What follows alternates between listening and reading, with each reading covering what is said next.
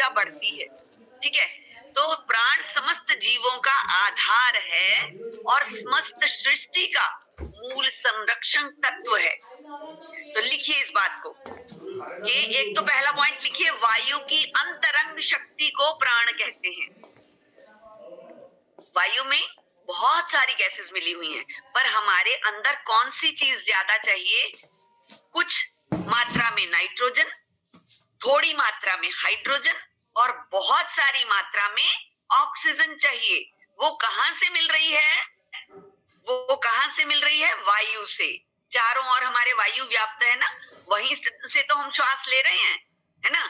तो वायु की अंतरंग शक्ति को प्राण कहते हैं और प्राण सब जीवों का मूल आधार है। देखो कौन कौन लिख रहा है, मुझे आराधना जी लिखती हुई दिख रही हैं, मुझे मन्नू नेगी जी लिखती हुई दिख रही हैं, शशि जी आपने नोट डाउन किया? हाँ जी, हाँ बहुत अच्छा, जो लिख रहे हैं, कविता जी लिख रही हैं, बहुत अच्छी बात है, विक्की ने भी लिखना शुरू किया था। जी जी, तो इसको प्राण से ही मूवमेंट है, प्राण से ही सृष्टि का कोई भी जीव जो है जिंदा कैसे है? प्राण शक्ति से ही। यह ऊर्जा देती है हमें। प्राण शक्ति क्या देती है हमें? लिखिए, प्राण शक्ति से हमें ऊर्जा मिलती है। यह विश्व भर में व्याप्त है।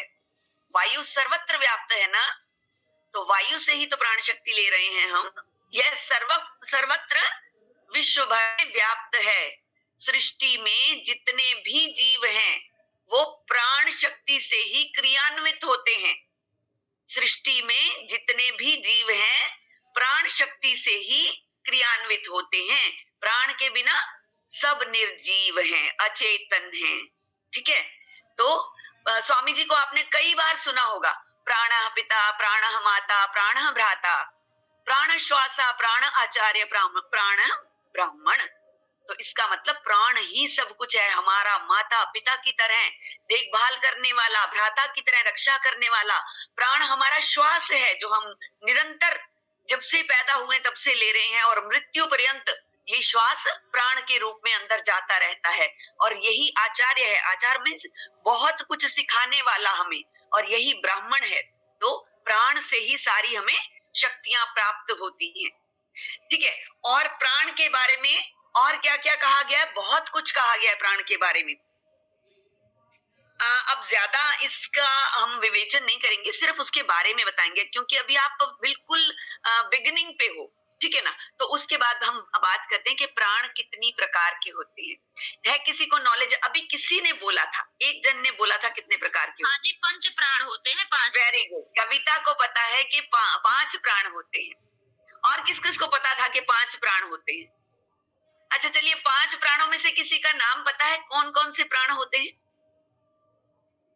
देखिए, आप लोगों की भागीदारी मैंने फिर से कहा कि बहुत जरूरी है। मुझे पता चल गया कि कविता जी को नॉलेज है, मन्नू ने भी कुछ बताया था। महाभूत होते हैं वैसे ही पंच प्राण होते हैं। हाँ जी, फिर से थोड़ा सा बताइए। जैसे पंच महाभूत होते हैं उसी तरह पंच प्राण। Very good, very good, very good, बहुत अच्छी बात है। जैसे पंचभूत होते हैं, पंच महाभूत होते हैं, वैसे ही पंच प्राण होते हैं। गिनती तो ठीक बताई आपने कि 5 प्राण होते हैं, पंच महाभूत भी होते हैं। अब हम बात करते हैं कि 5 प्राण हैं कौन से। 5 प्राणों के नाम लिखिए। प्राण 5 प्रकार के हैं। नंबर 1 प्राण। प्राण को पहला प्रथम जो है वो है ही प्राण, उसका नाम ही प्राण है। ठीक है, उसका नाम ही प्राण है। ये कहाँ व्याप्त होता है? कंठ से लेकर हृदय तक, अर्थात विशुद्धि चक्र से लेकर अनाहत चक्र तक इसका स्थान है। क्योंकि यहाँ पे हमारे लंग्स हैं और इसका तत्व क्या है? वायु तत्व है इसका। ठीक है, वायु तत्व है, लिखिए वायु तत्व है। इसका स्थान है कंठ से लेके हृदय तक, और चक्र है इसका अनाहत चक्र। ये 3 बात लिखिए। मेरे कोई आया, 1 सेकंड में खोल के आ रही हूँ।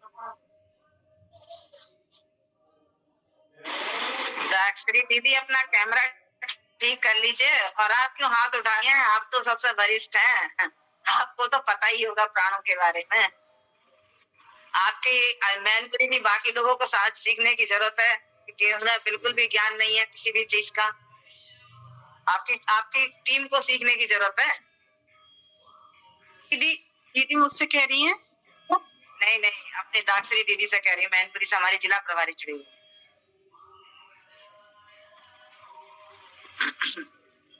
आराधना जी, आप स्क्रीनशॉट ले रही हैं इसके लिखने के लिए कि आपको क्या पढ़ाया जा रहा है, ये बता के स्क्रीनशॉट लेके उसके नीचे लिखना है कि आपको क्या पढ़ाया गया है आज।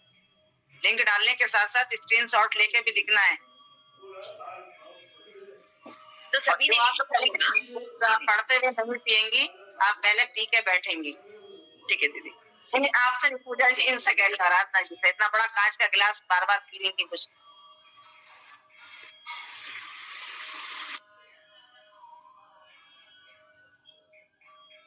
है ना प्राण के रूप में, तो इसका तत्व हुआ वायु और इसका स्थान हुआ अनाहत चक्र। चक्र जो है इसका अनाहत चक्र है और स्थान है इसका कंठ से लेकर अनाहत चक्र तक। 3 चीजें आपको पता चल गई, ये बहुत इंपॉर्टेंट है।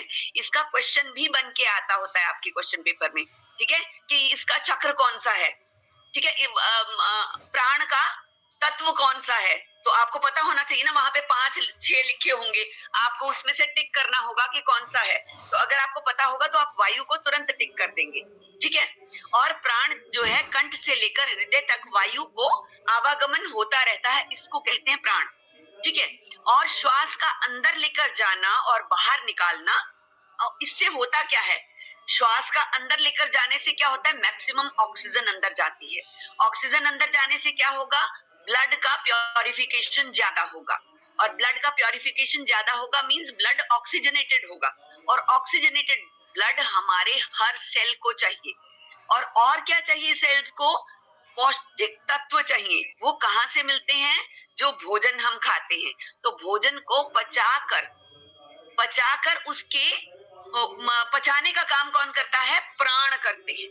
भोजन को पचाने का काम कौन करते हैं, प्राण, क्योंकि ऑक्सीजन होगी तभी हमारे भोजन का पाचन भी ठीक से होगा और भोजन का पाचन ठीक से होगा, पानी का पसीना बनेगा, ठीक है, जो हम पानी पीते हैं उसका मूत्र भी बनेगा, पसीना भी, गर्मी में है तो पसीना भी निकलेगा और मूत्र भी।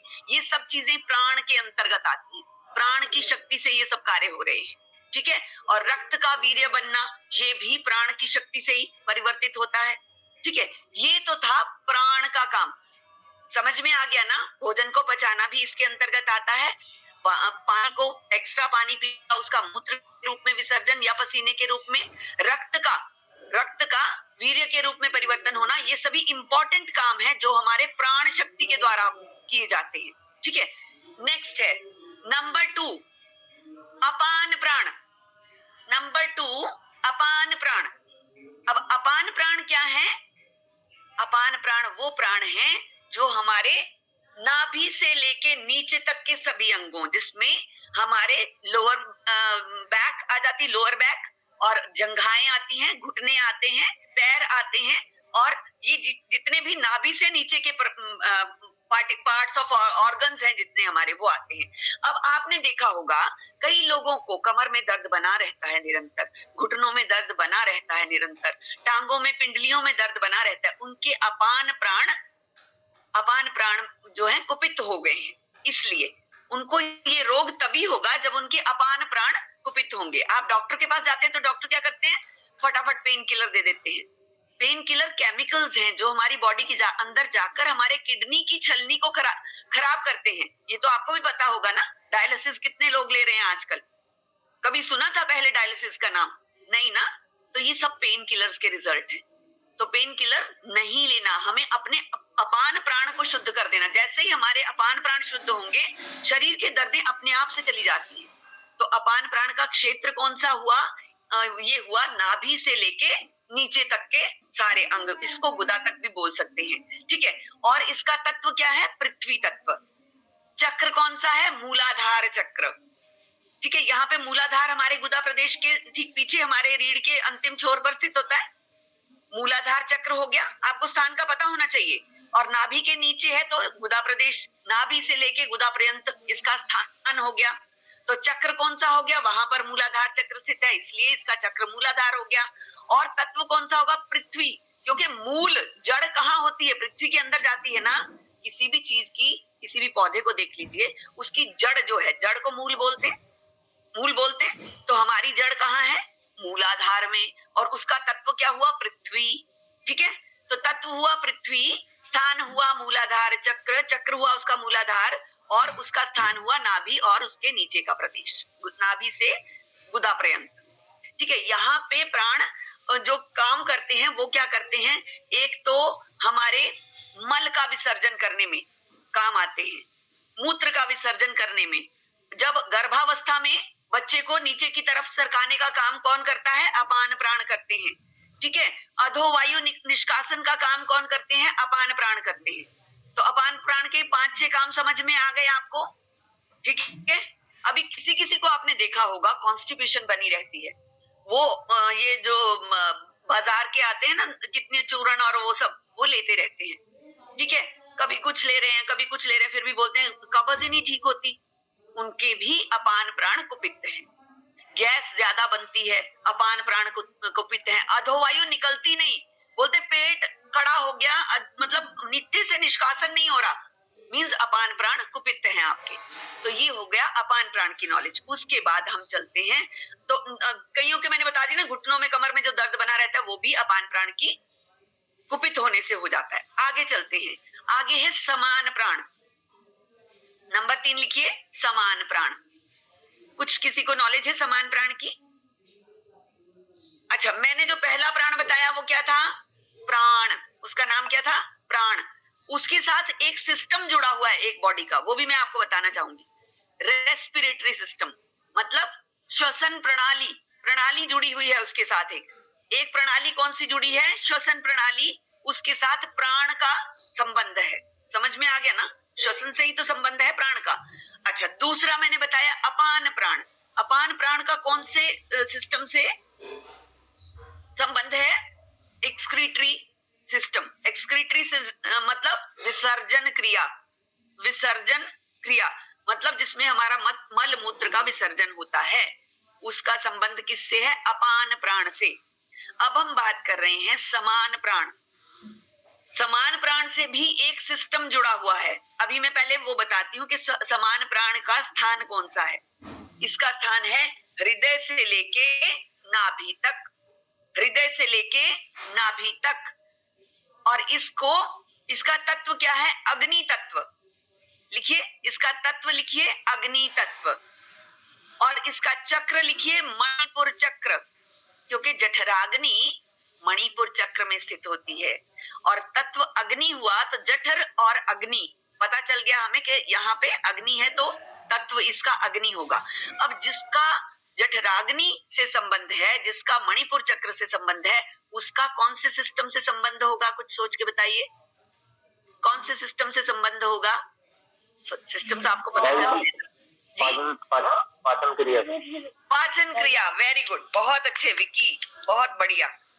डाइजेस्टिव सिस्टम से रिलेशन होता है हमारे समान प्राण का, क्योंकि अग्नि भी पता चल गई हमें, और हमें पता भी चल गया कि हमारे अनाहत चक्र से लेके मणिपुर चक्र का जो स्थान है वो पाचन क्रिया होती है वहां पे। तो डाइजेस्टिव सिस्टम इससे रिलेटेड हो गया। कौन सा सिस्टम, डाइजेस्टिव सिस्टम। अब हम देखेंगे कि इसका मणिपुर चक्र से जब वो है, तो जब किसी किसी को पाचन में प्रॉब्लम आती है ना, कुछ भी खाया एकदम पेट हैवी हो जाता है, भोजन कई कई घंटे तक पचता नहीं उनका, डाइजेस्टिव वो जूसेस लेते रहते हैं, डाइजीन ले रहे हैं, कभी इनो पी रहे हैं, कभी, है ना, तो इसका मतलब क्यों, उनका समान प्राण कुपित है, ठीक नहीं है। ठीक है, और उनको फिर क्या है, इसका कार्य क्या है, जैसे विकी ने बताया कि इसका कार्य है पाचन। तो पाचन में क्या होता है, भोजन का जो पाचन किसे कहते हैं, उसके अंदर से रस निकालना, उसके अंदर जो अच्छे तत्व हैं, कार्बोहाइड्रेट्स, वसा, उसमें से प्रोटीन्स, उसमें से विटामिन्स, उसमें से मिनरल्स निकालने का काम कौन करता है, समान प्राण। जिसके समान प्राण ठीक होंगे उसका पाचन एकदम परफेक्ट होगा। ठीक है, जो भी खाया वो पचेगा।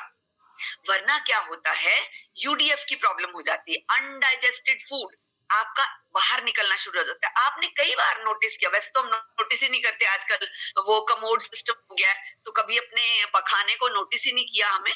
बट कभी कभी आपने देखा होगा कि टमाटर के छिलके, कभी धनिया के पत्ते, या कभी भिंडी के बीज आपको दिखते होंगे मल के ऊपर। तो ये क्यों होता है, इसका मतलब आपका डाइजेशन ठीक नहीं है। क्योंकि हमारे अंदर जो हाइड्रोक्लोरिक एसिड है ना, वो इतना स्ट्रांग होता है कि अगर उसमें उंगली डाल दी जाए तो ना तो मांस बचेगा और ना हड्डी बचेगी, इतना स्ट्रांग होता है। तो फिर उसमें से अपचा भोजन कैसे निकल आता है? इसका मतलब आपका समान प्राण ठीक से काम नहीं कर रहा, आपका हाइड्रोक्लोरिक एसिड ठीक से नहीं बन रहा। आप सोचेंगे कि फिर अगर इतना स्ट्रांग होता है तो हमारे अंदर के बॉडी पार्ट्स जल जाने चाहिए ना?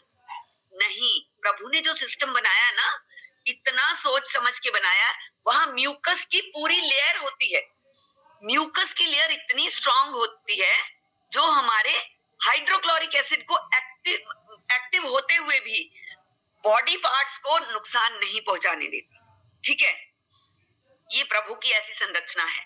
तो केवल भोजन का ही पाचन होता है, भोजन के अंदर से पाचक तत्व पूरे निकाल दिए जाते हैं समान प्राण के द्वारा, और उनको यकृत में से रस लेके आना, लिवर में से। प्रतीक्षा जी कैमरा आपका ऑफ क्यों हो रहा है? मंजू जी कैमरा ऑफ क्यों कर रहे हो? देखिए, सुनेंगे अच्छे से तो समझ में आ जाएगा, वरना बाद में एग्जाम में आपको कोई नहीं पता चलने वाला क्या हुआ था क्या नहीं हुआ। ठीक है, हाँ जी प्रीति जी बहुत बहुत धन्यवाद, आपने कैमरा ऑन किया। ये रूपांजलि जी कैमरा ऑन कीजिए।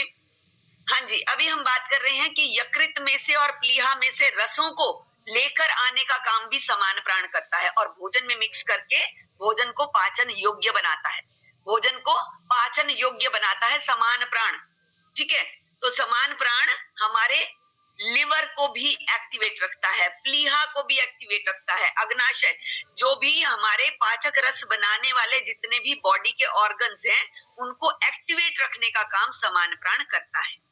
और जो पाचन तत्व निकल के आते हैं, जो जूसेस जो हमारी बॉडी में जो खाया हमने, जैसे मैंने बादाम खाया या मैंने अखरोट खाया, तो उसके तत्व निकल के आए ना, तो वो किसको चाहिए? हमारे बॉडी सेल्स को चाहिए। जैसे एक मकान को बनाने में ईंटों की भूमिका होती है, एक एक ईंट से मकान बनता है, इसी प्रकार से हमारा शरीर किससे बना है? सेल से बना है। शरीर की सबसे छोटी इकाई क्या है? सेल।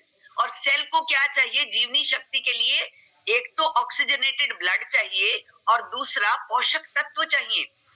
किसी किसी का चेहरा बड़ा ग्लो करता है 60 के बाद भी, 60 की एज के बाद भी, और कोई कोई ऐसा है कि 50 में ही ऐसा मुरझा जाता है चेहरा, झुर्रियां आ जाती हैं, औज तेज खत्म हो जाता है।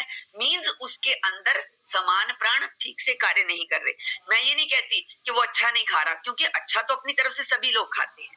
कई लोग ऐसे हैं जो केवल 2 रोटी खा के इतना चमक आती है उनके चेहरे पे, और कई हैं जो दिन रात फ्रूट जूस भी पी रहे हैं, बादाम भी खा रहे हैं, फिर भी उनका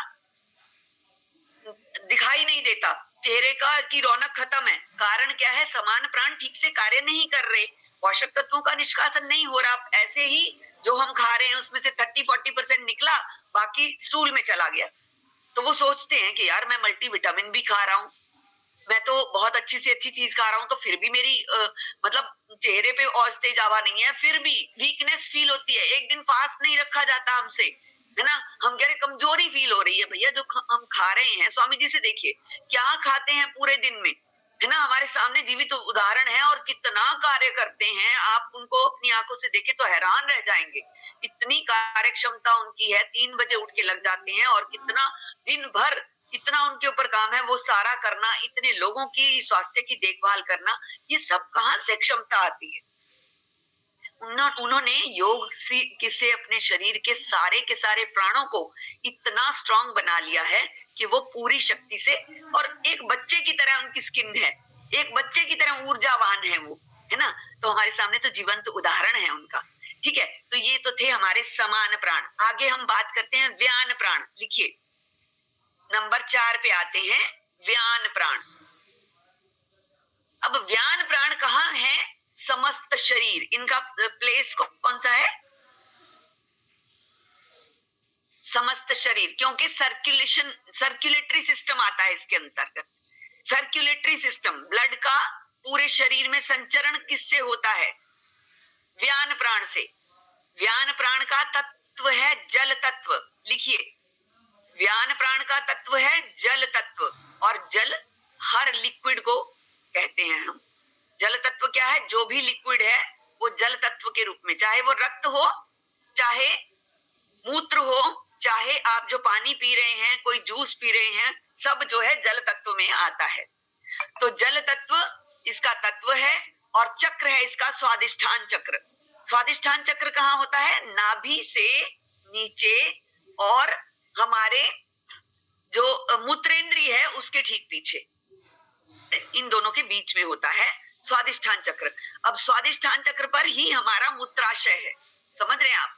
तो वहां पे तो जल तत्व रहता ही है ना। मूत्राशय में हमेशा मूत्र इकट्ठा होता रहता है हमारी बॉडी का। तो तत्व हुआ जल, चक्र हुआ स्वादिष्ठान, और ये इससे रिलेटेड कौन सा सिस्टम है? Circulatory system.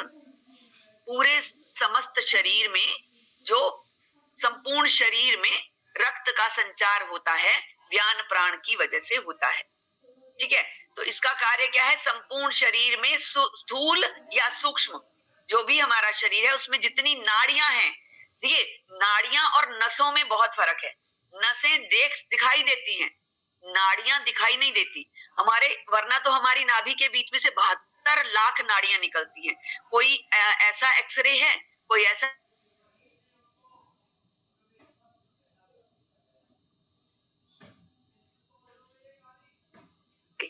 जिस प्रकार से वाईफाई है, देखिए करंट आ रहा है तो तार चाहिए आपको, बल्ब जलाना है तो तार चाहिए, तार का कनेक्शन चाहिए।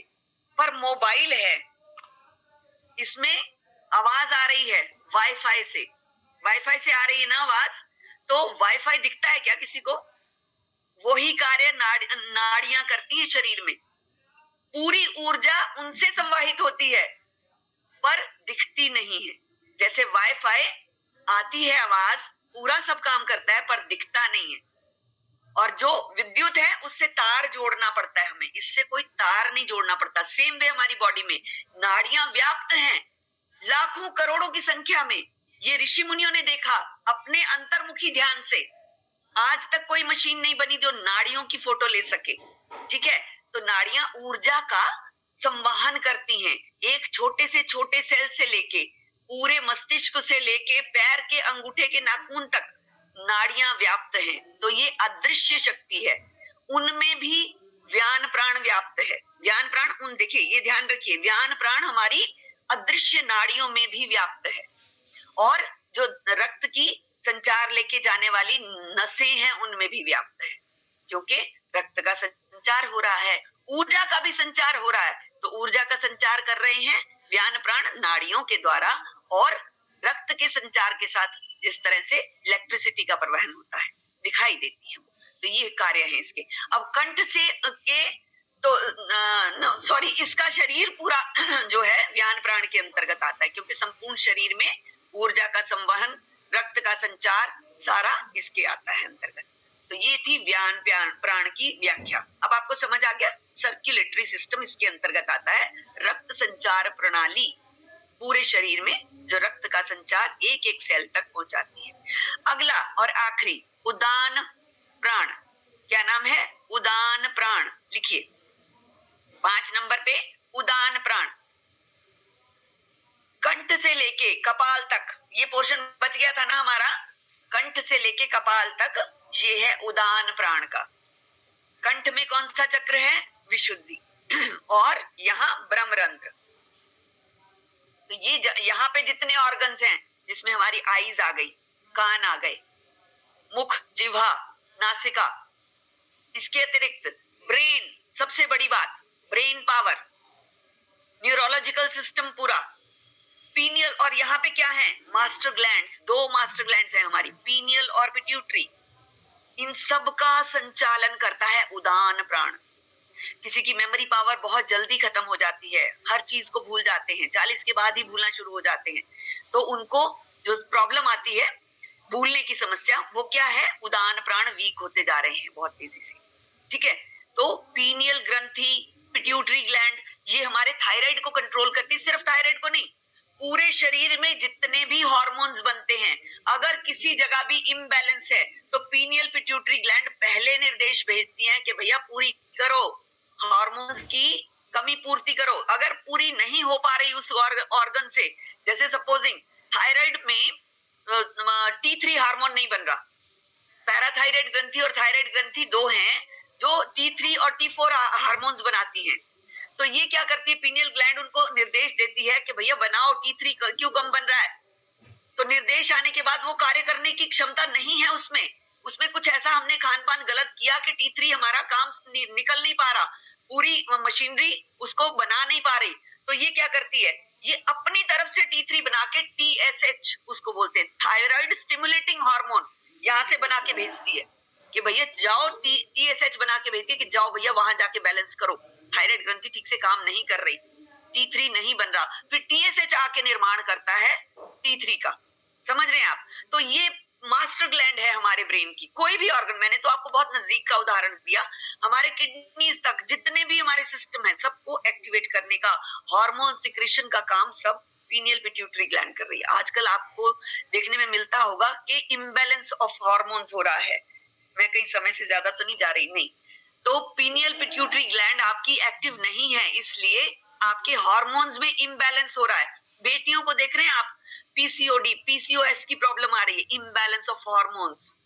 आजकल आपने देखा कि IVF कितने बनते जा रहे हैं। IVF मींस जो अप्राकृतिक रूप से, मतलब प्राकृतिक बच्चा नहीं होता जिनके, तो उनको अलग से वो किया जाता है उनका ट्रीटमेंट, और मतलब उसमें से स्पर्म निकाल के और डाले जाते हैं। तो वो कहाँ सुने थे पहले IVF सेंटर्स, नॉर्मल डिलीवरी होती थी। आजकल डिलीवरीज भी आप देख रहे हैं कि हर नेक्स्ट बच्चा जो पैदा हो रहा है सिजेरियन हो रहा है। तो ये सब इम्बैलेंसेस आ रहे हैं ओनली बिकॉज ऑफ लाइफस्टाइल जो हमारा चेंज हो रहा है, खान पान जो चेंज हो रहा है, हैबिट्स हमारी चेंज हो रही हैं। हम मतलब सूर्य की किरणों को लेना भूल गए हैं, व्यायाम करना भूल गए हैं। यंग जनरेशन को देखिए, उसमें एनर्जी नहीं है बिल्कुल भी। चौकड़ी उसको कहे ना आलती पालती लगा के आधा घंटा बैठ जाओ, बिल्कुल नहीं बैठ पाते। कमर उनकी हर टाइम उनको सहारा चाहिए, कमर ही नहीं सीधी रख पाते। तो ये क्या है, प्राणों की ऊर्जा कम होती चली जा रही है। तो नासिका से संपूर्ण मुखमंडल में जितना तेज और आभा है वो भी हमारा उदान प्राण की वजह से ही है। तो उदान प्राण हमारे पीनियल पिट्यूटरी ग्लैंड और पूरे मस्तिष्क को भी प्रभावित करते हैं, मेमोरी पावर को भी प्रभावित करते हैं। अब उदान प्राण के द्वारा मृत्यु के समय सूक्ष्म शरीर जो है, आत्म स्वरूप जिसको बोलते हैं, वो बाहर निकलता है। हमारे शरीर को छोड़कर जब आत्म स्वरूप चला जाता है तभी तो हमारी मृत्यु होती है ना। तो उसको निकालने का प्राण, कौन सा प्राण काम करता है, उदान प्राण। शरीर में से मृत्यु के समय सूक्ष्म शरीर को निकालने का काम कौन करता है, उदान प्राण। ठीक है, समझ में आ गया ना आपको। हाँ, तो घेरण संहिता में इसका विस्तृत पूरा उन्होंने बताया है कि हृदय प्राणो वहे नित्यम पानो गुद मंडले। अपान प्राण पहले बोलते हैं, हृदय प्राणो मतलब हृदय के अंदर जो है वो प्राण है। फिर है वेहि नित्यम अपानो गुद मंडले, गुदा मंडल में अपान प्राण है। समानो नाभि देशे, नाभि के क्षेत्र में समान प्राण है। और तू उदान कंठ मध्यम, और उदान प्राण कंठ के मध्यम है। और व्यानो व्याप्त शरीरे, व्यान प्राण सारे शरीर में व्याप्त हैं। तू प्रधाना पंच वायव, इस तरह से 5 वायु को मिलाकर जो प्राण बनते हैं उनकी पूरी स्थिति बता दिया। ठीक है, समझ में आ गया? किस किस को बिल्कुल समझ में आ गया बता दीजिए। किस किस को बिल्कुल पांचों प्राणों की पूरी स्थिति सब, विक्की को समझ में आ गई और कविता को समझ में आ गई, प्रतीक्षा जी को भी समझ में आ गई। तो आपको समझ में आ गया। जिसको नहीं आया उन्होंने नोट डाउन किया कि नहीं किया, इसको दोबारा पढ़ लीजिएगा। बहुत ही आपको, देखो मैंने कई जगह से एकत्रित की है जानकारी, एक किताब की नहीं है ये। तो ये आपको एक किताब में मिलने वाली नहीं है। ठीक है, तो जो भी आप देखिए, शिक्षक एक से एक बढ़कर है हमारे इधर। तो जो भी लेके आते हैं ज्ञान, आपको बांटने के लिए आते हैं। आपका मुख्य दायित्व तो बनता है कि डायरी पेन लेके बैठे और पूरा उसको नोट डाउन करें। चलिए, अब हम चलते हैं। प्राणों के उपप्राण भी होते हैं कुछ, एक हमारे पास है उपप्राण, मैंने वो भी नोट डाउन किए हैं।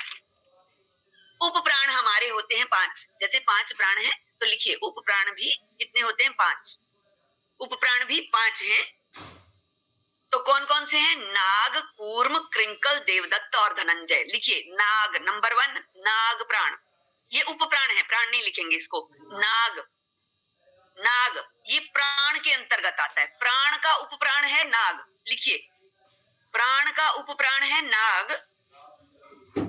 और इसका कार्य क्या है, डकार और हिचकी, डकार और हिचकी आना। इसका कार्य है। ये देखिए, ये आपको आएंगे शॉर्ट क्वेश्चंस में, आपको वहां लिखा आ जाएगा नाग प्राण का क्या कार्य है। नीचे 4-5 कार्य लिखे होंगे, आपको उनमें से ढूंढना पड़ेगा कौन सा था। तो डकार और हिचकी आना ये नाग प्राण का के अंतर्गत आता है। और नाग किसका उपप्राण है? प्राण का। अगला लिखिए कूर्म, कू ऊपर र म, कूर्म, ये अपान प्राण का उपप्राण है।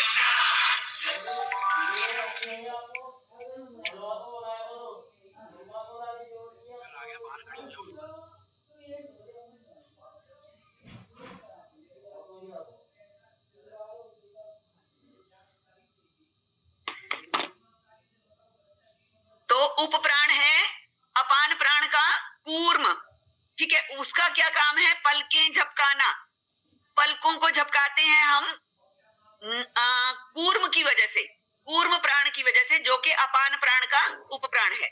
उसके बाद है क्रिकल, कई इसको क्रिंकल बोलते हैं, ऊपर बिंदी नहीं है, क्रिकल। क्रिकल प्राण समान प्राण का उपप्राण है, समान प्राण का उपप्राण क्रिकल। इसका कार्य क्या है? भूख और प्यास की अनुभूति। जो हमें भूख और प्यास लगती है, हम कहते हैं मुझे बहुत प्यास लग रही है, किस वजह से? क्रिकल प्राण की वजह से, ठीक है। अब आता है देवदत्त प्राण, ये व्यान प्राण का उपप्राण है। व्यान प्राण का उपप्राण देवदत्त। इसका क्या कार्य है? जम्हाई और अंगड़ाई, किसी किसी को बहुत ज्यादा जम्हाइयां आती रहती हैं, इसका मतलब उस समय देवदत्त प्राण क्रियाशील ज्यादा है, ठीक है। देवदत्त व्यान प्राण का उपप्राण है, जम्हाई और अंगड़ाई लेना इसका कार्य है। धनंजय प्राण, धनंजय प्राण ये उदान प्राण का उपप्राण है, उदान प्राण का उपप्राण है धनंजय। और ये क्या है? ये इसका क्या कार्य है? मृत्यु के बाद, मृत्यु के बाद शरीर में जो भी चेंजेस लाता है वो धनंजय लाता है। आपने देखा होगा किसी किसी की डेड बॉडी में थोड़ा सा भी जैसे रखे रहते हैं, बच्चों ने अगले दिन आना है या कुछ है, तो फूलने लग जाती है बॉडी, है ना। तो वो क्या है? धनंजय प्राण क्रियाशील होता है उस समय। बॉडी में बाद में जो परिवर्तन आता है धनंजय प्राण की वजह से आता है। तो अभी आपको नॉलेज हो गई होगी कि कितने प्राण हैं। धनंजय प्राण मृत्यु के बाद भी रहता है, बाद भी रहता है शरीर में, जब तक इसको अग्नि के स्पुर्द नहीं कर दिया जाता। 70 घंटे तक ये प्राण हमारे शरीर में मृत्यु के बाद बना रहता है। तो देखिए आप, है ना। तो जब तक हमारा शरीर दाह संस्कार नहीं कर दिया जाता तब तक ये क्रियाशील रहता है ना। और बाद में ये पांचों तत्व, पांचों यथा पिंडे तथा ब्रह्मांडे, ये पांचों विलीन हो जाते हैं मृत्यु के बाद। तो अभी आपको पता चल गया होगा 5 प्राण कौन से हैं और 5 उपप्राण कौन से हैं, ठीक है। तो इसके बारे में किसी को भी कोई संशय हो तो पूछ सकते हैं। मैम वैसे उपर प्राण को ये बोलेंगे ना कि हमारी बॉडी की एक्टिविटीज हैं ये? एक्टिविटीज सारी नहीं कह सकते, जो एक एक प्राण के अंतर्गत जो एक्टिविटी है वही उनका मतलब कार्य है, ठीक है ना। जैसे पलकें झपकाना, पलकें झपकाना तो कूर्म का काम है। बस जो जितना किसी किसी का आपने देखा बहुत बहुत ज्यादा पलकें झपकाता रहता है, बहुत जोर जोर से और दबा दबा के पलकें झपकाते हैं, तो इसका मतलब वो प्राण उनका ज्यादा एक्टिव है, कूर्म प्राण ज्यादा एक्टिव है। इस वजह से कोई भी हमारे शरीर में अगर इम्बैलेंस है तो वो किसी ना किसी, ये सबका कार्य अलग अलग है, पांचों का जो है सबके कार्य अलग अलग है, सबके कार्य, ठीक है। वैसे मेरे हस्बैंड का फोन आ चुका है, मुझे अभी मेरठ जाना है, तो किसी को कुछ पूछना है तो ठीक है, वरना तो हमारे से कहीं ज्यादा वरिष्ठ लोग यहाँ पे बैठे हैं, विनीता जी हैं, रंजना जी हैं, साक्षी दीदी हैं। तो आप रहेंगी संपर्क में? जी मैं बिल्कुल आप ही के, मैं सुबह भी क्लास में हूँ और कल भी क्लास में, शाम की क्लास भी लूंगी, ठीक है। और आप इवन मेरा नंबर मैं उसमें देख लीजिए, मेरे से कॉल पहले व्हाट्सएप कीजिएगा, फिर मैं कॉल कर लिया करूंगी आपको। ओके मैम, हाँ नंबर चाहिए सबका। जी आपको उसमें मिल जाएगा, जो आपका ग्रुप है उसमें, ठीक है जी। तो धन्यवाद। अभी मेरी तरफ से आपसे मैं आज्ञा लेना चाहती हूँ, ठीक है। ओके चलिए, कोई बात नहीं, कोई बात नहीं जी। मैंने अपना विषय पूरा किया आज का, ठीक है। कोई बात नहीं, आपका प्राण का विषय था वो हो गया, उसके ऊपर भी आपने बता दिए, ठीक है दीदी, ओके जी, कोई बात नहीं। देखिए अभी आपको जो पंच प्राण पढ़ाए गए थे तो क्या अभी आपने लिख भी रखे होंगे, तो मुझे आपको पता होगा कि किसी को कितने प्राण हैं। जो नए साधक हैं वही केवल एक एक करके अपना हैंड रेस करके बताएं। वैसे तो आपके सामने लिखे हुए हैं तो आप निश्चित रूप से बता ही पाएंगे। सर से लेके और हमारे जो है मूलाधार चक्र तक, हमारी जांग तक, ये पांचों प्राण हमारे शरीर में निहित होते हैं, है ना। हमारी ऊर्जा के केंद्र हैं। आचार्य श्री राम शर्मा अपने 3 शरीर से एक समय में कार्य करते थे क्योंकि उन्होंने इसे सिद्धि प्राप्त कर ली थी। योग एक ऐसी विद्या है जिसमें आपको बहुत अधिक पारंगत होने की बात है। हम लोग बहुत सामान्य क्रियाएं हैं जो हम प्रतिदिन जी रहे हैं, ये बहुत ही सामान्य क्रियाएं हैं जिन्हें हम अपने जीवन में करके अपने जीवन को केवल स्वस्थ बनाने का कार्य करते हैं। लेकिन हमारे भौतिक शरीर से ज्यादा हमारा सूक्ष्म शरीर हमारा कार्य करता है। उसके अंदर उतनी ऊर्जा है, जैसे कि आप अभी अगर कभी मॉल तक गए, जो हम लोग पहली बार जाते हैं, या हम कभी हमने मैराथन दौड़ी या हम वॉक करने गए, तो हम कितनी जल्दी थक जाते हैं। हाँ, हम पहली बार जाते हैं जब, तो थक जाते हैं क्योंकि हमारा प्राण एक्टिव नहीं है। और उस समय कौन सा प्राण काम करता है? व्यान प्राण, जो हमारे शरीर के पूरे ओरा में होता है, हमारी पूरी मांसपेशियों में होता है, हमारे ब्लड सर्कुलेशन में होता है और हमारी हड्डियों में होता है। जो भी आपको व्यान प्राण की बात बताई गई, आप ऐसे अगर याद करना चाहेंगे तो हमारे शरीर के पूरे ओरा में जो कार्य करता है, हमारी हड्डियों में, मांसपेशियों में, रक्त में, वो हमारा व्यान प्राण काम करता है। अगर व्यान प्राण हमारा कमजोर है तो हम बहुत जल्दी थकान महसूस करते हैं। जैसे सुबह योगाभ्यास आप करते हैं तो जब जॉगिंग करेंगे, सूर्य नमस्कार करेंगे, जितने भी हमारे खड़े होने वाले आसन है, क्योंकि पंच प्राण को हम कैसे एक्टिव करें, कैसे कौन से प्राणायाम करें, हम जो हमारा प्राण कमजोर है उसे कैसे मजबूत करें। तो खड़े होने वाले जितने भी हैंड स्टैंड वाले आसन हैं, हाथ ऊपर करने वाले, सर के बल शीर्ष आसन है, ताड़ आसन है, वृक्ष आसन है, चक्र त्रिकोण आसन है, ये सारे आसन जितने भी बैलेंसिंग वाले आसन हम करते हैं, वो सारे हमारे व्यान प्राण को मजबूत करते हैं। क्योंकि हम पहली बार जब हम वृक्ष आसन में जाते हैं या गरुड़ आसन में जाते हैं, वृक्ष आसन कहते हैं जब हम अपने एक पैर की एड़ी को अपने जंघांग पे लगाते हैं, पंजा नीचे की तरफ और एक पैर पर खड़े होते हैं। ये सब चीजें अभी आपकी प्रतिदिन योगाभ्यास के दौरान आती रहेंगी, कोई आपको सब समझ में आएगा। लेकिन जब प्राण की बात आ रही है तो मैं बता रही हूँ कि उन प्राणों को हम कैसे मजबूत कर पाए। हम तो आप पहले दिन जिस समय कोई आसन आप कर रहे थे तो आपको थकान महसूस हो रही थी, उसी का आपने अभ्यास किया, आपके प्राण एक्टिव हुए तो आपको वो थकान कम महसूस हुई, पूरे शरीर का ब्लड सर्कुलेशन आपका अच्छा हुआ। आप एक आसन में पहले दिन अगर आप ताड़ आसन करेंगे, पंजों के बल खड़े होंगे, तो आप 1 सेकंड से 2 सेकंड खड़े हो पाएंगे पहले दिन, क्योंकि आपका प्राण मजबूत नहीं है, आपने उसे एक्टिव नहीं करा। जब इसी अभ्यास को आप महीने 2 महीने तक करते रहेंगे लगातार, तो आपको 10 से 15 मिनट आप एक आसन में खड़े रह सकते हैं। तो वो क्या हुआ, आपका व्यान प्राण मजबूत हुआ।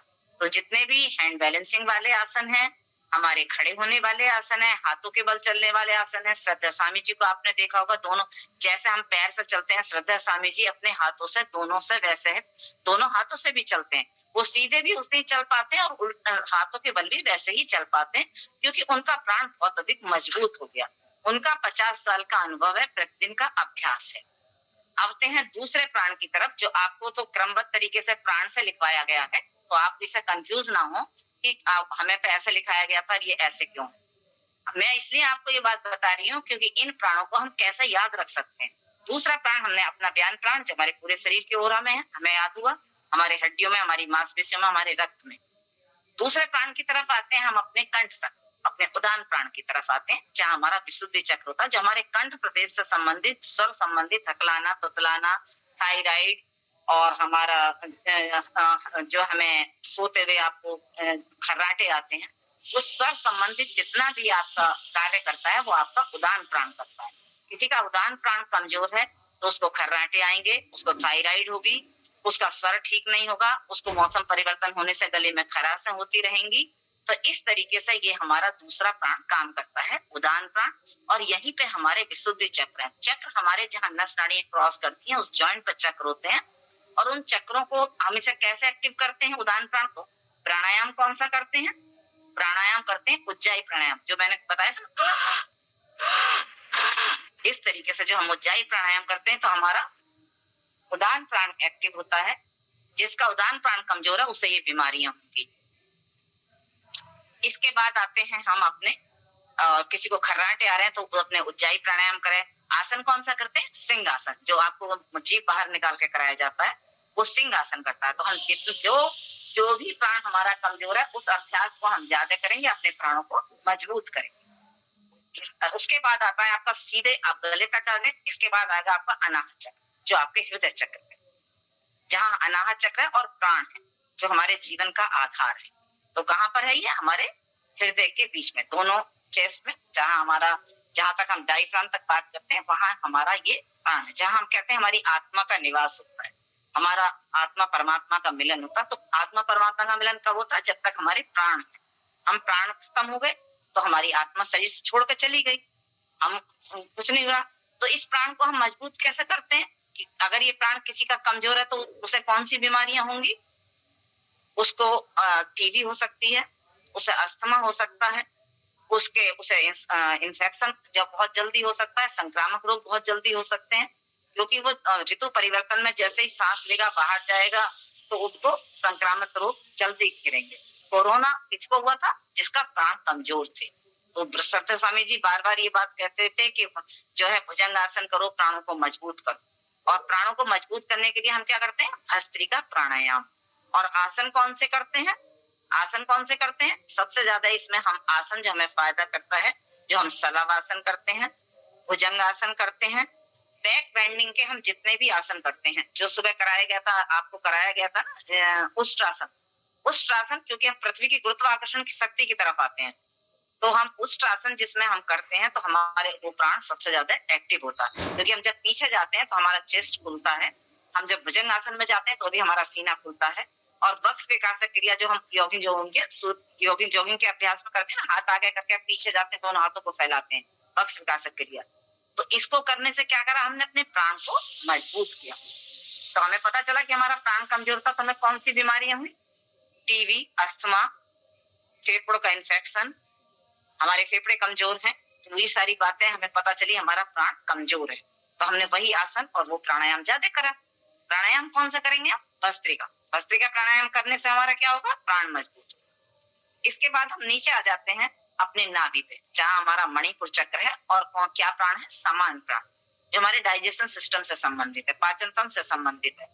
इसको हम करने के लिए सबसे पहले हम कौन सा प्राणायाम करते हैं? कपालभाति। कहते हैं ना कि पाचन तंत्र से, मैंने आपको पहले दिन 2 दिन जब आसन कराए थे, तो ये सबसे पहले बताया था कि पाचन तंत्र से संबंधित, श्वसन तंत्र से संबंधित, नाड़ी तंत्र से संबंधित कौन सा प्राणायाम। तो कपालभाति करते हैं तो इससे हमारा पूरा पाचन सिस्टम, हमारे इंटरनल ऑर्गन्स मजबूत होते हैं। तो हमारा मणिपुर चक्र होता है, जहाँ हमारे सारा पेट से संबंधित, उधर संबंधित जितने भी रोग हैं, वो हमारे समान प्राण से संबंधित है। आपने एक बात और देखी होगी, अगर कोई 9 दुर्गा के व्रत रखते होंगे और ध्यान पूर्वक जिसने कवच पढ़ा होगा, जो दुर्गा सप्तशती भाषा में कवच आता है, उसमें इन 5 प्राणों का बहुत अधिक वर्णन है कवच में, कि कौन सी देवी कौन से प्राण की रक्षा करती है। अभी दोबारा कभी टाइम मिले तो अभी 9 दुर्गे आ रहे हैं चैत्र में, आप खोल के पढ़ोगे तब आपको समझ में आएगा कि हमने जब योगा अभ्यास करा था तो हमें प्राणों की बात बताई गई थी। तो उसमें वो सबसे ज्यादा कवच में, जब हम दुर्गा सप्तशती में जो कवच आता है उसमें आप पढ़ेंगे तो उसमें 5 प्राणों का वर्णन है कि कौन सी देवी कौन से प्राण की रक्षा करती है। इसको बंद कर दीजिए। हाँ, तो हमारा 5 प्राण का नाभि पर, जहाँ हमारा मणिपुर चक्र है और वही पाचन तंत्र से संबंधित है, तो ये हमारा कौन सा प्राण है? समान प्राण। समान प्राण के कमजोर होने से उधर संबंधित रोग हमें हो सकते हैं। हमारा किडनी संबंधित रोग, लीवर संबंधित रोग, आंतों के हमारा डाइजेशन में कब्ज रहना, और किसी भी तरीके का हमारा जो हमारे गर्भाशय से संबंधित जितने भी रोग हैं, वो सारे इससे संबंधित। स्त्रियों में जो मासिक धर्म की प्रॉब्लम आ जाती है, यूट्रस में फाइबर हो जाते हैं, आपका ट्यूमर होता है, तो ये किसके कमजोर होने से होता है? समान प्राण के कमजोर होने से। तो हमारा समान प्राण कमजोर है, तो उसे हम कैसे एक्टिव करें? हमारा डाइजेशन सिस्टम अच्छा रहे, हमारे पूरी सप्त धातुएं बने शरीर में, हमारे 5 हमारे शरीर में रक्त का संचार अच्छा हो, पाचक रस अच्छे हमारे शरीर को मिले, तो हम क्या करेंगे? कपालभाति प्राणायाम करेंगे, इसके मजबूत करने के लिए। और प्राणायाम आसन कौन से करेंगे? मंडूक आसन। ये सारे आसन अभी अब आपको आने वाले वक्त में कराए जाएंगे।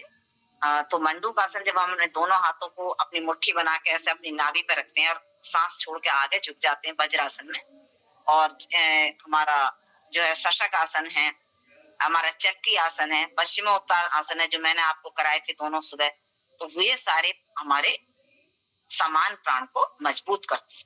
तो इसीलिए योगा अभ्यास करते हुए आपको बार बार कहा जाता है कि अपने चक्रों पे ध्यान दो, अपने प्राणों पे ध्यान दो कि कौन सा प्राण, क्योंकि हम जब इसे पढ़ लेते हैं, समझ लेते हैं, तभी हम समझ पाते हैं कि हमारा कौन सा प्राण कमजोर है जिसकी वजह से हमारे शरीर में ये रोग आ रहा है ना। तो हमारा समान प्राण कमजोर होगा तो हमारा पूरा डाइजेशन सिस्टम गड़बड़। इसके बाद जो सबसे बाद में बात आई आपकी, वो आई अपान प्राण की। अपान प्राण क्या करता है? विसर्जन का कार्य करता है, शरीर से गंदगी को बाहर फेंकने का कार्य करता है। और शरीर से गंदगी बाहर कब फेंकेंगे? जब ये प्राण हमारा मजबूत होगा। इसके कमजोर होने से हमें क्या हो सकता है? पाइल्स की बीमारी हो सकती है, लिक्योरिया हो सकती है, हमारी जो गर्भ धारण की समस्या हो सकती है, मासिक धर्म की समस्या हो सकती है, पुरुषों में भी प्रोस्टेट की समस्या हो सकती है, उनके सेक्सुअल उसमें डिसऑर्डर में भी प्रॉब्लम हो सकती है इसके कमजोर होने से। तो ये सारे रोग हमारे अपान प्राण के कमजोर होने से होते हैं, क्योंकि हमारा विसर्जन का कार्य नहीं हो पा रहा प्रॉपर। तो ये इसके लिए हम क्या करते हैं, इसमें भी हमें बाह्य प्राणायाम बहुत अधिक लाभदायक है। उससे हम अपने तीनों प्राणों को मजबूत कर लेते हैं बाह्य प्राणायाम से। तो जो हमारा कपालभाति जब होता है तो हमारा मणिपुर चक्र भी जागृत होता है, उसमें समान प्राण भी और अपान प्राण दोनों ही कार्य करते हैं जिस समय हम कपालभाति करते हैं। लेकिन हम जब इसमें बाह्य प्राणायाम करते हैं तो बहुत अधिक लाभदायक होता है हमारे गुदा संबंधित। हम पहले, क्योंकि हम इसमें बाह्य प्राणायाम में 3 बंद लगाते हैं और अपने मल द्वार को टाइट करके रखते हैं, तो केवल सांसों के माध्यम से हम उसे टाइट कर पा रहे हैं, उसमें रक्त का संचार अच्छे तरीके से कर पा रहे हैं, वहां तक अपने प्राणों को पहुंचा पा रहे हैं। जिस भी अंग में हमारे प्राण मजबूत होंगे हमारे कोई भी रोग नहीं। तो हमें ये सारी समस्याएं जो आती हैं वो हमारे अपान प्राण के कमजोर होने से आती हैं। तो हमें इसमें कौन सा प्राणायाम ने बताया? बाह्य प्राणायाम। और आसन कौन से हैं? जितने भी हम अपने पैर फैला के आसन हम करते हैं, जमीन, जैसे भूमि नमन आसन है, हम दोनों पैरों में जितना गैप रखेंगे, अपने माथे को जमीन से लगाएंगे।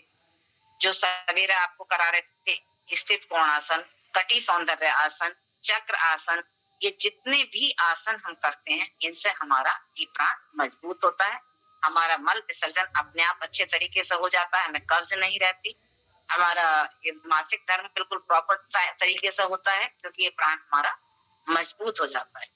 तो इस तरीके से हम आसन और प्राणायाम के माध्यम से अपने 5 प्राणों पर काम करते हैं, 5 प्राणों को मजबूत करते हैं, और जिसका पंच प्राण मजबूत है उसके शरीर में कभी भी कोई रोग नहीं आ सकता। तो ये हमारा सारा प्राणों का खेल है, प्राणों की बात है। और हम ये इतना सूक्ष्म प्राणायाम है जो हम सांस ले रहे हैं, जिस दिन ये बंद हो जाती है उसी दिन हमारा शरीर सब कुछ है, हमारी आंखें वही है, नाक वही है, कान वही है, हाथ वही है, कहीं कुछ नहीं खराब होता, लेकिन हमारा शरीर निष्क्रिय हो जाता है। क्यों हो जाता है? क्योंकि जो शरीर को चलाने वाले इतना सूक्ष्म है ये प्राण, इतना सूक्ष्म है कि उसे आप देख नहीं सकते। जैसे कि आपको पहले दिन जब विनीता दीदी ने चैप्टर लिया था तो उसमें बताया था कि बाल के 1000वें भाग का हिस्सा होता है हमारा ये प्राण, इतना सूक्ष्म प्राण होता है। इसी सूक्ष्म प्राण की सूक्ष्म नैनोटेक्नोलॉजी है, एक चैप्टर है, उसमें ये सब बताया जाएगा। तो ये बात आपको पूरी तरह समझ में आ गई? जो प्राण की बात थी पूरी तरह आपको डिटेल में बताई। यहाँ मैंने आपको आसन और प्राणायाम के माध्यम से बता दिया कि कौन सा प्राण कैसे मजबूत होता है। ठीक, और किसी को कोई सब पूछना है, कुछ करना है?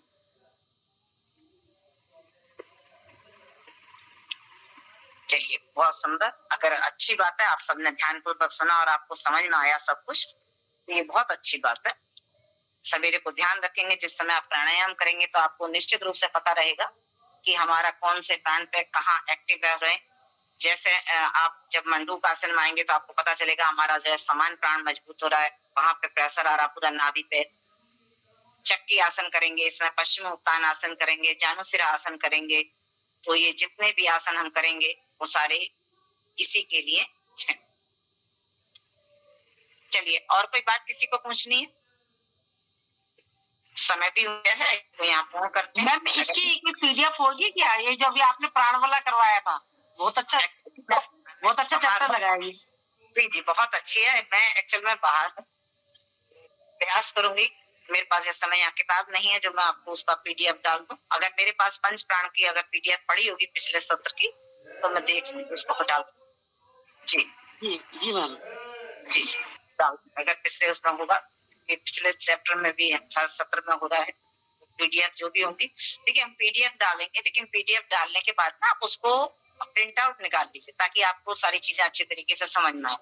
जैसे रोगानुसार आसन की पीडीएफ अभी डाली थी तो उसका आप पढ़ के निकाल कर पिया तो आइए हमेशा के लिए आपके पास नोट्स हो जाएंगे। और जो भी आप आगे किसी भी क्लास में जाएंगे, किसी की क्लास लेंगे, स्वयं पहले तो 6-7 महीने तक अपना अभ्यास करिए, अपने आप को एक एक आसन को समझिए। क्लास में जाइए, श्रद्धा स्वामी जी को मैं सुबह को डेली आपको डालती हूँ 5 से 7, 7:30 बजे तक योगाभ्यास का आता है आस्था चैनल पे। तो जब तक आप इन्हें ध्यान पूर्वक समय मिलने पर कभी भी चला के देखिए, तब आप अपने आप समझ पाएंगे। क्योंकि जब हम क्रमबद्ध तरीके से समझ लेते हैं तभी हमें ये पता लगता है कि क्या करना है, कैसे करना है। वरना तो आप 1 महीने तक केवल हम क्रियाएं कराते रहेंगे, आप करते रहेंगे, और जिस दिन हमने ये क्रियाएं करानी बंद कर दी आपको क्रम पता भी नहीं रहेगा कि कैसा है और क्या करना है। जब आप दूसरों को कराने जाएंगे तो आपको कॉन्फिडेंस वो नहीं रहेगा, क्योंकि उस दिन केवल आप दूसरों के साथ क्रियाओं को कर रहे हैं। जिस दिन स्वयं कराने खड़े होंगे, अभी तो आज आपका 3 दिन का सत्र व्यायाम, सूर्य नमस्कार, जॉगिंग कराया गया। लेकिन अगर आप ये सोचो कि सुबह को अपने आप कर लूं तो आपको शायद किसी को भी अभी नहीं लगेगा, है ना। तो ये सारी चीजें आती हैं हमें अभ्यास से और सुनने से, पढ़ने से, समझने से। दैनिक अभ्यास की एक बहुत बड़ी सी किताब आती है, किसी भी पतंजलि स्टोर पे आपको मिल जाएगी। उसमें हमारे 12 आसन, जॉगिंग, सूर्य नमस्कार, 8 बैठक, 12 दंड, सब कुछ दे रखा है। तो वो एक अपने आप में संपूर्ण पैकेज है हमें प्रतिदिन स्वस्थ रहने के लिए और दूसरों को कराने के लिए। देखिए हम कभी भी किसी को, जब हमारा पूर्ण ज्ञानता होती है ना, ज्ञानता इंसान का सबसे बड़ा दोष है, और वो अपने आप में बहुत अधिक कंफ्यूजन और जो है क्या कहना चाहिए, उसे कॉन्फिडेंस लूज करता है अपना।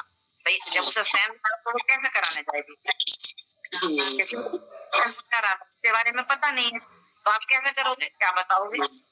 इसलिए अपने आप का अध्ययन बहुत जरूरी है। हमें सारी चीजें पता होनी चाहिए। अगर अभी मुझे ये पता नहीं होता कि हमारे प्राण पंच कहाँ है, कैसे, कौन सी एक्सरसाइज से जागृत होते हैं, तो मैं आपको नहीं बता पाती। मेरे पास कोई किताब नहीं है, मेरे पास कुछ नहीं है।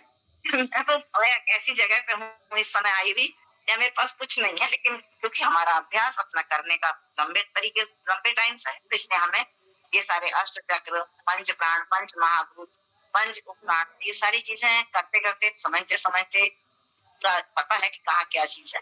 दीदी एक बार बुक का नाम दोबारा से रिपीट कर दीजिए, जो भी आपने बुक का नाम बताया ना, क्या नाम है? दैनिक योगाभ्यास, दैनिक प्रतिदिन करने वाली, दैनिक योगाभ्यास।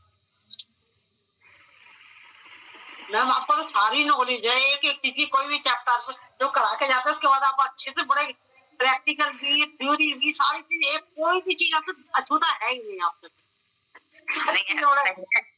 कोई सर्वज्ञ नहीं है, ईश्वर सर्वज्ञ है, लेकिन आपको समझ जाता है। मैं तो आपकी क्लास करने में बहुत बढ़िया कराती हूँ।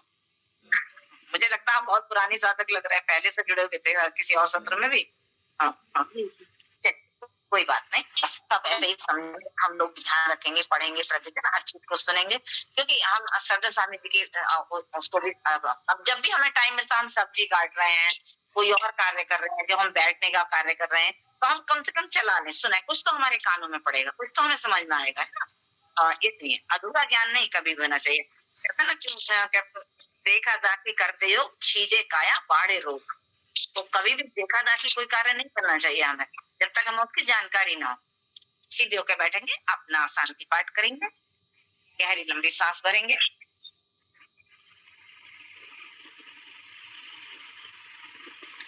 ओम